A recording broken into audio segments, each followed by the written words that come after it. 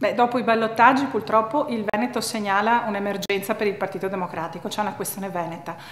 In Veneto abbiamo perso come in nessun'altra parte d'Italia. Qui in Veneto un 5-0 dopo la sconfitta epocale nelle ultime elezioni regionali.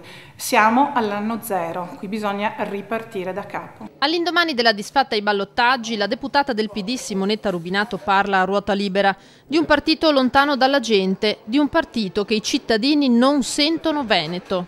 Dobbiamo ripartire da un partito democratico che finalmente si apre e cerca di capire la gente veneta.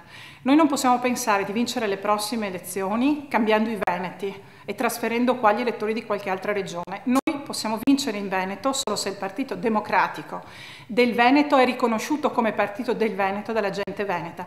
Quindi dobbiamo cambiare noi. Il confronto deve ripartire dal Congresso, dice, ma i vecchi rituali, gli accordi tra capi corrente vanno abbandonati. Bisogna far partecipare militanti ed elettori. Da ripensare anche le primarie a cui lei stessa aveva partecipato in vista delle regionali. Le primarie sono state intese dai veneti come delle pseudo primarie, delle primarie in stile bulgaro. Perché devono venire a votare portando addirittura 2 euro se poi sembra che tutto sia già deciso perché tutti si sono già posizionati nei confronti di una candidata che sembrava quella ovviamente vincente. Se però ci credessimo davvero alle primarie e le facessimo vere, forse probabilmente sarebbero anche uno strumento più utile per individuare i candidati che possono costituire o fare almeno una partita più competitiva con quella che abbiamo appena vissuto e che purtroppo ci consegna non solo una cocente sconfitta ma anche un'opposizione più debole, mentre la prima condizione per provare a vincere in Veneto è quella di partire con un'opposizione forte e autorevole.